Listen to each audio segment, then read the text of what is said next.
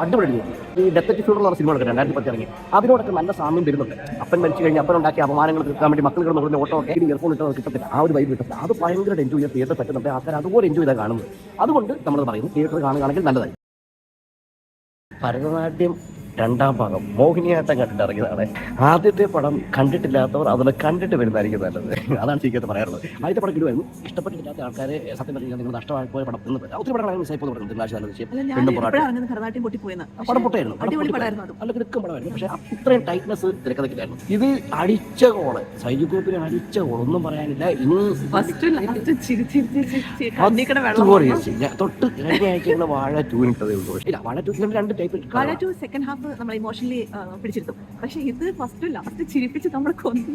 ഞാൻ കൈകൊട്ടി ഒന്നോ രണ്ടോ പേരൊക്കെ ചിരിക്കുകയാണ്. വളരെ ടൈറ്റ് ആയിട്ടുള്ള കോമഡി.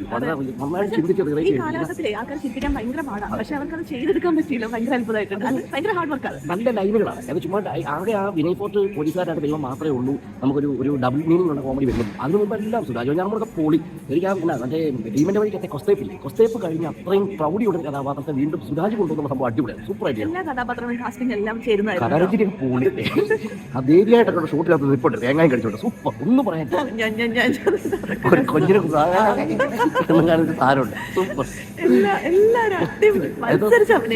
കോമഡി ആയിക്കോട്ടെ, ഡയലോഗ് ഡെലിവറി ആയിക്കോട്ടെ, അത് നന്നായിട്ട് വർക്ക്ഔട്ട് ചെയ്യുന്നുണ്ട്. ചുമ്മാ അബദ്ധത്തിൽ വിജയിച്ചൊരു പടമല്ല. ജഗദീഷിനെ ഫസ്റ്റത്തെ കണ്ടപ്പോൾ ഏത് റോളിലായിരിക്കും ഇവർ കൊണ്ടുവരാൻ പോണെന്നൊക്കെ ചിന്തിച്ചേർന്നേ.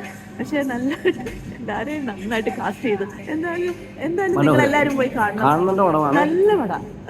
പടത്തിന്റെ സാമ്യം ചോദിച്ചു കഴിഞ്ഞാൽ കണ്ണത് രാഹുൽ രാത്രി, റോന്ത്, ഇലവിഴ പൂച്ച, അങ്ങനെ ഒത്തിരി പടങ്ങൾ നമുക്ക് ഒരു ഡെഡ് ബോഡി വന്നിട്ട് ഡിസ്പോസ് ചെയ്യേണ്ട ഗതികേടിനകത്ത് സ്പോഡറാണ്. ഇനി മുമ്പോട്ട് പറഞ്ഞു സ്പോഡറായി പോകും നിങ്ങൾ പറയുന്നില്ല.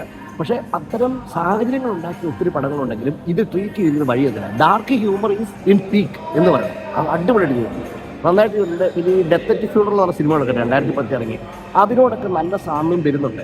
അപ്പൻ മരിച്ചു കഴിഞ്ഞ് അപ്പനുണ്ടാക്കിയ അപമാനങ്ങൾ തീർക്കാൻ വേണ്ടി മക്കൾ കിടന്ന് കൊടുക്കുന്ന ഓട്ടോ ഒക്കെ അന്ന് മുതലേ ഉള്ള കഥകളാണ്. അല്ലാതെ പുതിയ സംഭവമാണെന്ന് ഞാൻ പറഞ്ഞു. നമുക്കാണ് എടുത്ത് പറഞ്ഞത് 2010 ഇറങ്ങിയ ആ പടത്തിനകത്തുള്ള ആ ഒരു ത്രെഡ് ഉണ്ട്. ആ ത്രെഡിനെ സൂപ്പറായിട്ട് ഡെവലപ്പ് ചെയ്യും. എല്ലാം കഴിഞ്ഞ് തിരിയുന്ന രംഗമുണ്ട്. അപ്പൊ ഞാൻ പോലും ഇത് പറഞ്ഞു അപ്പൻ്റെ എല്ലാം മോൻ ചെയ്തില്ലെങ്കിൽ അത്ഭുതമുള്ളൂ.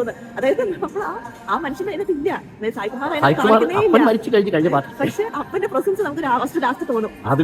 ഒരു പോലും വരുന്നില്ലേ, ഓർമ്മയെ പോലും വരുന്നില്ല സായികുമാർ. അതായത് ഫോട്ടോ മാത്രമേ സായികുമാർ. പക്ഷെ അതിന്റെ ഗരിമയും പ്രൗഢി ഉണ്ടല്ലോ. ഇങ്ങനെയൊക്കെ കൂടുതൽ മനുഷ്യൻ ജീവിതത്തിൽ വേണമെന്ന് എൻസ വരെ പറഞ്ഞു പോയി. അതാണ് അവസ്ഥ. അടിപൊളിയായിരിക്കുന്നു. സൂപ്പറായിട്ട്. ഇത് കാണാൻ എന്തെങ്കിലും മാർഗം ഉണ്ടെങ്കിൽ എല്ലാവരും പോയി കാണുക. തിയേറ്റർ വാച്ച് നമ്മളെക്കാണ്ട് തിയേറ്റർ വാച്ച് ഫീൽ ചെയ്യുന്നത് നിങ്ങൾക്ക് കൂടി ഇതുപോലെ വൈബ് ഉണ്ട്. ഒരു ഗ്രൂപ്പിലേക്ക് കാണാൻ അടിപൊളിയാണ്. നിങ്ങൾ തിയേറ്റർ ഇവിടെ മാത്രമല്ല ഇവിടെ ഇതെന്ന് പറഞ്ഞു. കാരണം നമുക്ക് ഈ ചിരിച്ച് തല്ലിടുന്നത് ഈ തല്ലുണ്ട്. 24 മണിക്കൂർ തല്ലാണ്. ചിരിച്ച് കഴിഞ്ഞ് കഴിഞ്ഞാൽ പുള്ളി തല്ലി പറയുന്നത്. പക്ഷേ കൂടുതൽ ആൾക്കാർ കൂടുതൽ ചിരിച്ച് മറിഞ്ഞ് തിയേറ്റർ ഇളകി മറിഞ്ഞൊരു വൈബുണ്ട്. അത് നമുക്ക് വീട്ടിൽ ഇരുന്ന് നമ്മുടെ തിയേറ്ററിലോ ടിവിയിലോ അല്ലെങ്കിൽ മൊബൈലിൽ ഇയർഫോൺ ഇട്ടോ കിട്ടത്തില്ല. ആ ഒരു വൈബ് കിട്ടത്തില്ല. അത് ഭയങ്കര എൻജോയ് ചെയ്യാൻ തിയേറ്റർ പറ്റുന്നുണ്ട്. ആൾക്കാർ അതുപോലെ എൻജോയ് ചെയ്താൽ കാണുന്നത്. അതുകൊണ്ട് നമ്മളത് പറയുന്നു തിയേറ്റർ കാണുകയാണെങ്കിൽ നല്ലതായി. അല്ലെങ്കിൽ നിങ്ങൾ അങ്ങനെ ഒരു റെഗുലർ മൂവി ഗോവറൊന്നും അല്ല, നിങ്ങൾക്ക് അങ്ങനെ റെഗുലറായിട്ട് സിനിമ വിസിറ്റ് ചെയ്തൊരു മനുഷ്യനാണെങ്കിൽ തീർച്ചയായിട്ടും നിങ്ങൾക്ക് OTT വേണ്ടി വെയിറ്റ് ചെയ്യാം. ബട്ട് OTT ആണെങ്കിലും മിസ്സാക്കേണ്ട പടം അതിന് മാത്രമുണ്ട്. അത് കാണാൻ മാത്രമുള്ള വർക്കുണ്ട്. ഒരു മിനിറ്റ് മാറി കഴിഞ്ഞാൽ തമാശ മിസ്സാവും.